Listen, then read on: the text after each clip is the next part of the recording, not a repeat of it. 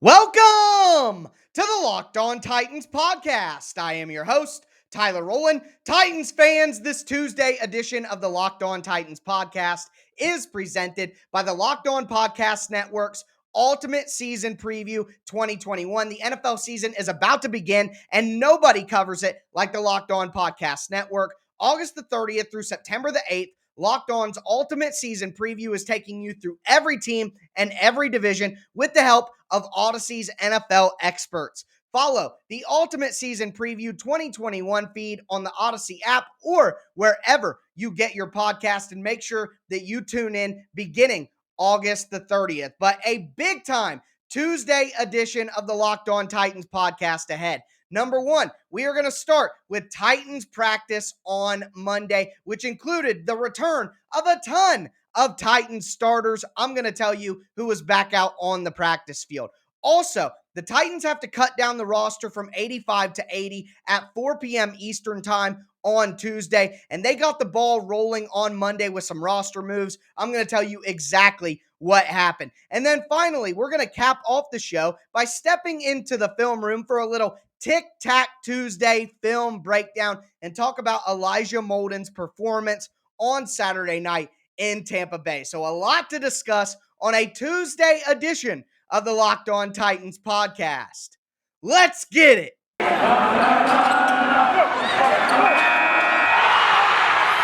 are Locked On Titans, your daily Tennessee Titans podcast, part of the Locked On Podcast Network, your team every day.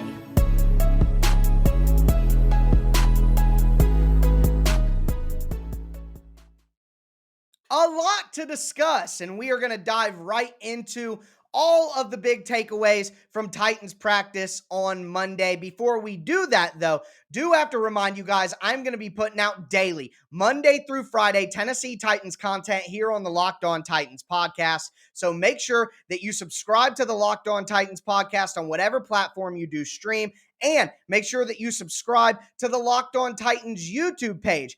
Any platform that you are on, you can find the Locked On Titans podcast there, and it will always be for free. Also, check me out on social media, on Twitter, at Tic Tac Titans. Put up an awesome film breakdown thread of Elijah Molden on Monday night. Also, check out the Facebook page at Locked On Titans Pod. But let's dive into Monday's practice. And the biggest headline is all of the starters that were back out on the practice field for the Titans. They included A.J. Brown, Marcus Johnson, Jeff Swaim, Nate Davis, Ben Jones, Denico Autry, Kendall Lamb. We also saw Derrick Henry get the most work he has had in Titans training camp or the preseason so far. Derrick Henry went through full go 11 on 11, full speed, hitting everything for the first time of this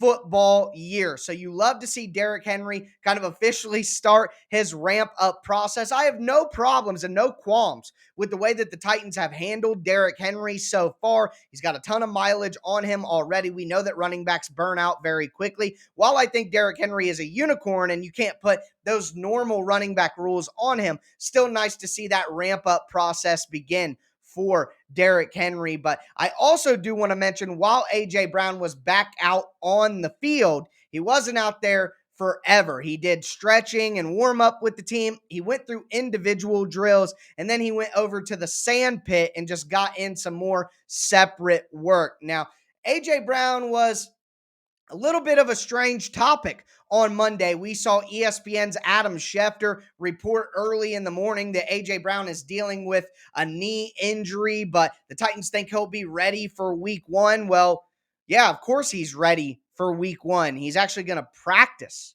on Monday, so duh.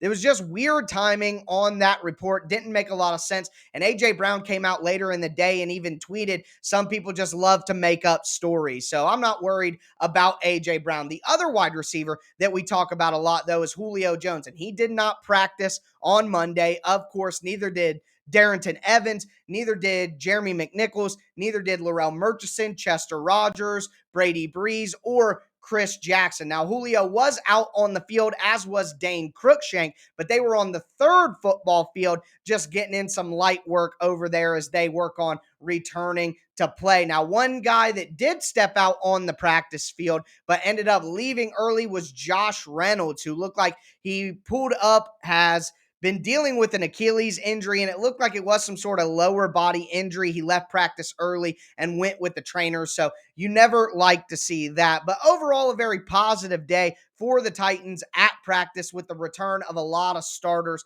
that had not been getting a lot of work so far, like Kendall Lamb, Jeff Swaim, Denico Autry, Nate Davis, and Ben Jones. I also do want to address Mike Vrabel was not at practice on Monday. Obviously, we've discussed that he tested positive for COVID and is in his stay, as I predicted on yesterday's episode. Special teams coach Craig Ackerman was the head coach, the proverbial acting head coach for the Titans. And I don't really feel like I got anything right or need any credit. That's something that Mike Vrabel had mentioned in his press conferences earlier in the year and last year, that if he was out, Ackerman would be the guy to take that spot, because you don't want to take your offensive or defensive coordinator away from the pile of work that they're dealing with, getting their sides of the ball ready to go for the season. So those are the big takeaways from practice. I want to mention some little details in here as well.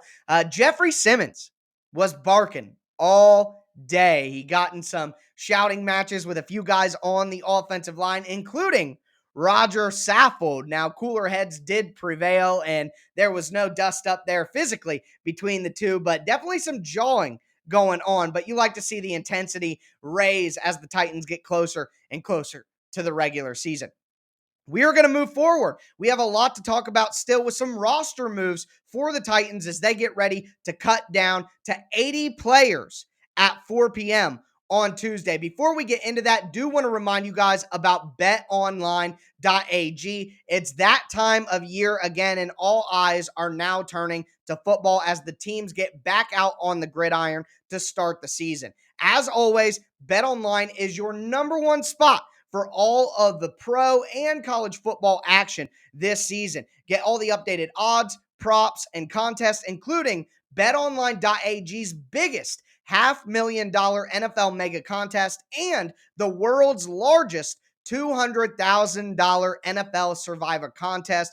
Both of those are open at BetOnline right now. Make sure you head to their website. You can use your laptop or your mobile device. Sign up today, and you'll receive a 100% welcome bonus when you use the promo code Locked On. That's one word, Locked On. Gets you a dollar for dollar match on your first deposit at betonline.ag. Also, be sure to take advantage of their opening day super promo. When you make a bet on Thursday, September the 9th, season opener between the Super Bowl champion Tampa Bay Buccaneers and the Dallas Cowboys, if you lose, your wager will be refunded up to $25. You literally cannot lose that bet, and that is for new customers when you sign up and use the promo code NFL 100. So use that promo code Locked On. You'll get a 100% welcome bonus on your first deposit. Use that promo code NFL 100 when you enter the opening day super promo. BetOnline is just giving away free money for you to sign up. So head to betonline.ag today. BetOnline, your online sportsbook experts.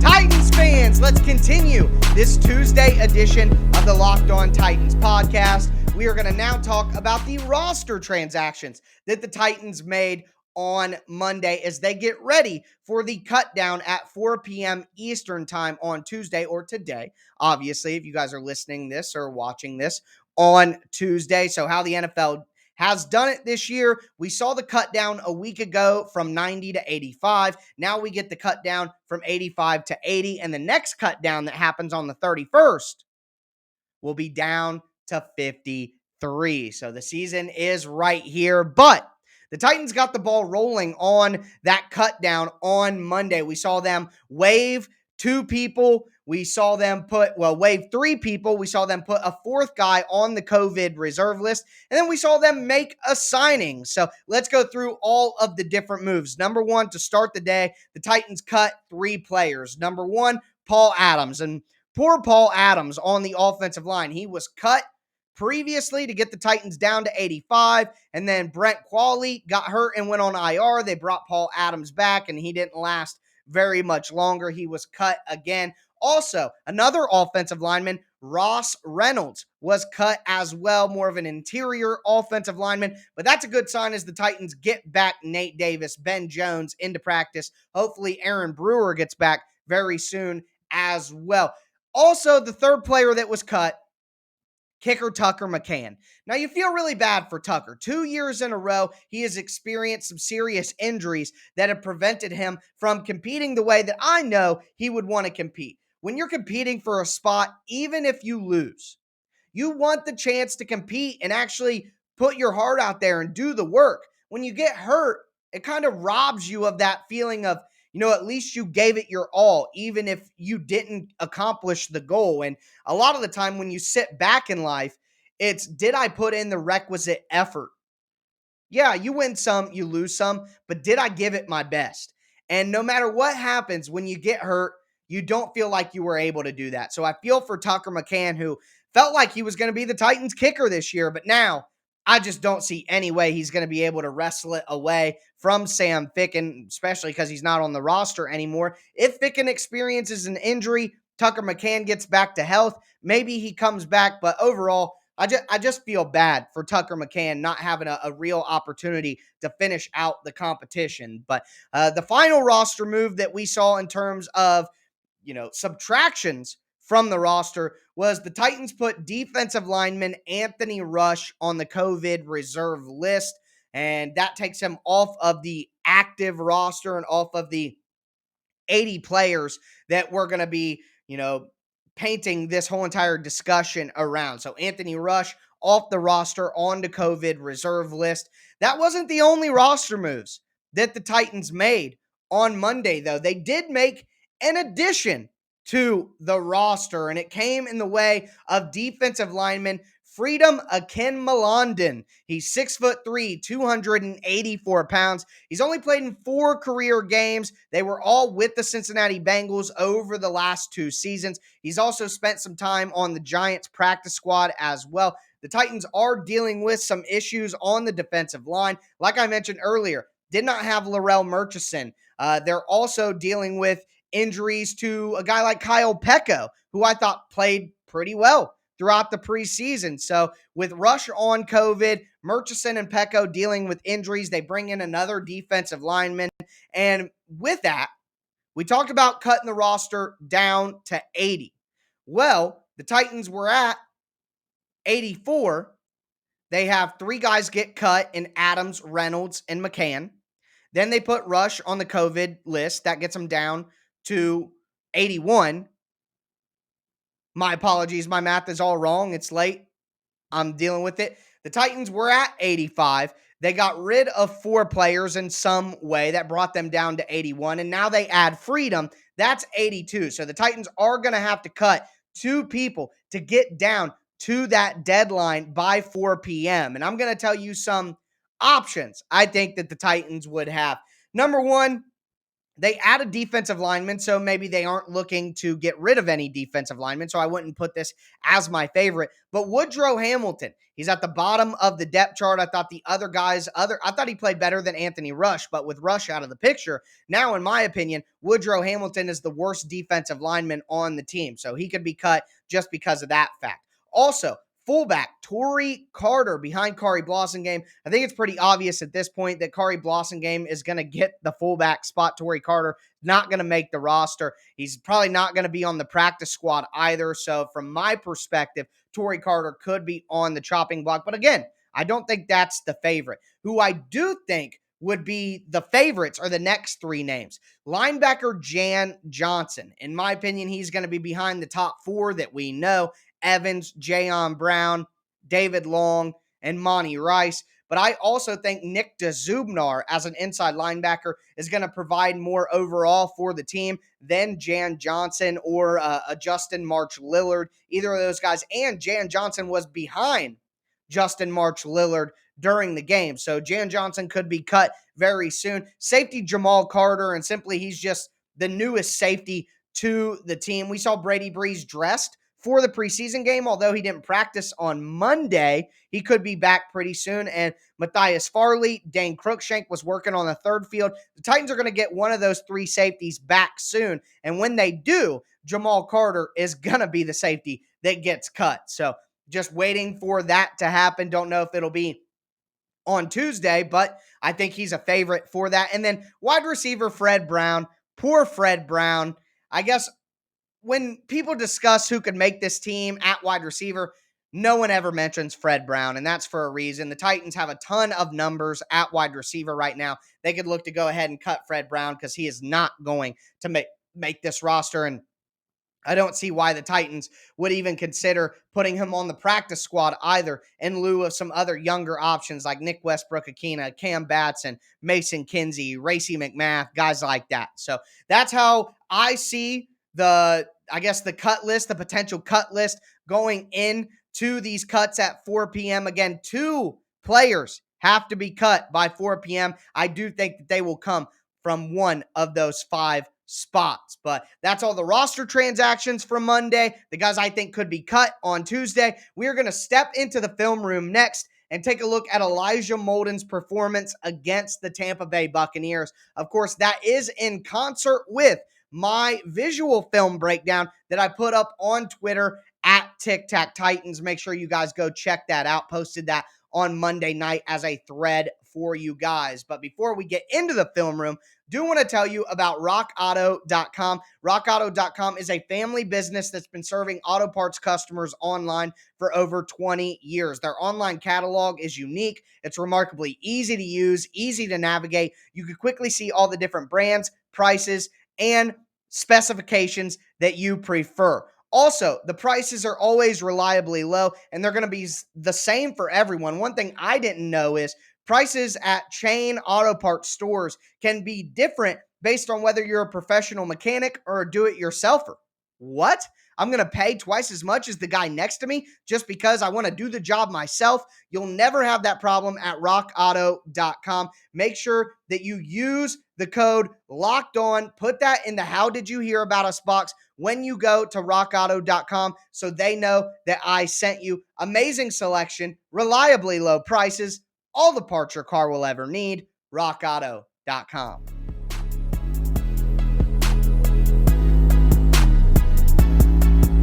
We are going to cap off today's show, stepping into the film room and taking a look at rookie cornerback Elijah Molden's impressive night in Tampa Bay. He had 8 tackles, a tackle for loss, had a pass breakup that turned into an interception, had a 4th down stop that resulted in a turnover on downs, had a pass breakup that turned into an interception, and had a forced fumble. Now, the Titans didn't recover that, but just an overall great night for Elijah Molden. Before we get into that, do want to remind you guys that betting on the Titans doesn't have to be a guessing game. If you listen to the new Locked On Bets podcast hosted by your boy Q and handicapping expert Lee Sterling, get daily picks, blowout specials, wrong team favored picks, and Lee Sterling's lock of the day. Follow the Locked On Bets podcast, brought to you by betonline.ag, wherever you get your podcasts. But again, I put a lot of work into setting up the film breakdown thread on Twitter, so check me out on Twitter at Tic Tac Titans.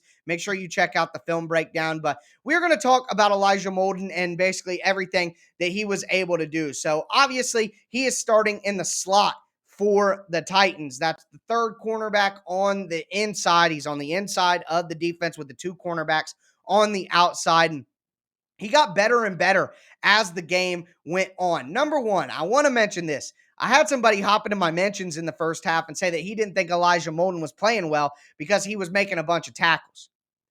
Okay, you're not going to be able to never allow a catch. You're not going to be able to prevent every catch.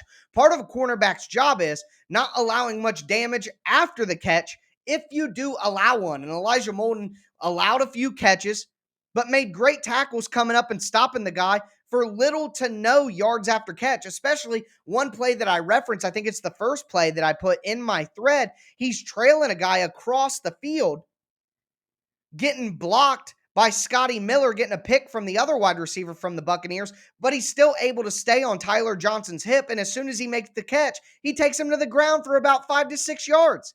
That's a good rep.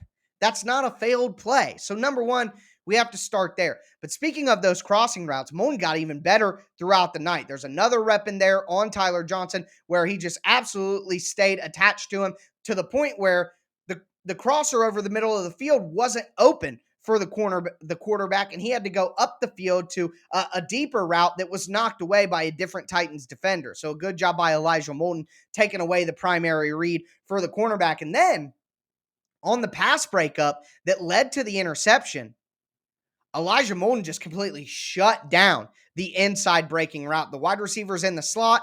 He tries to go to the inside, and Elijah just jumps his body to the inside, completely cuts it off.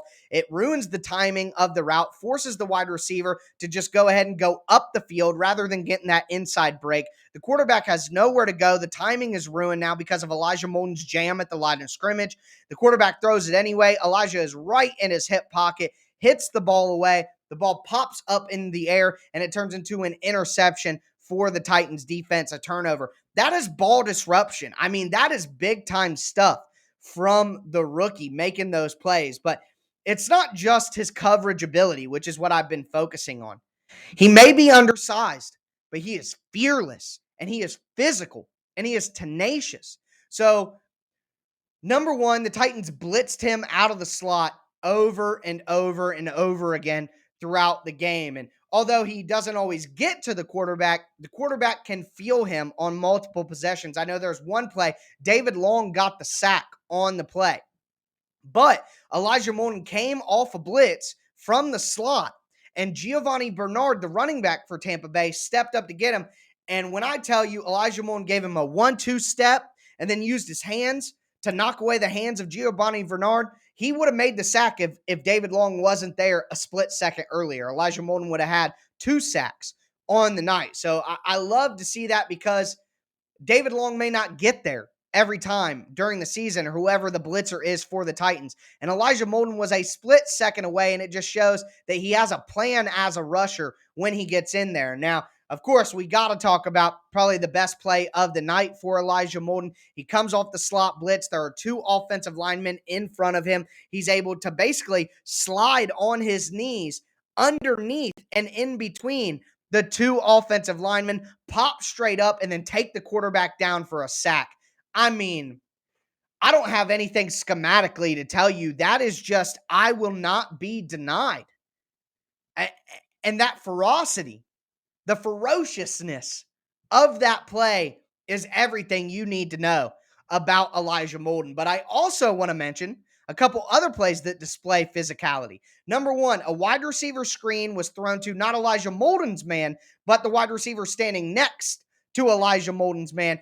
And Jalen Darden, the rookie wide receiver out of North Texas, tried to block Elijah Molden, and no, just absolutely not. Molden drove him back about 5 yards. It completely disrupted where the wide receiver that caught the wide receiver screen was going to go, and it allowed the other cornerback next to Elijah Molden to make that tackle. But although Molden didn't make the tackle, he made the play for his defense. And then later in the game, the Bucs tried to throw a wide receiver screen to Elijah Molden's man, and my God, when he realizes, when he IDs what is happening, he plants his back foot into the ground and shoots like a cannon straight to the wide receiver and destroys him, take him down for about a 5-yard loss, ducks right underneath the tight end who's trying to come out and block him. He's just too fast, too tenacious to be stopped.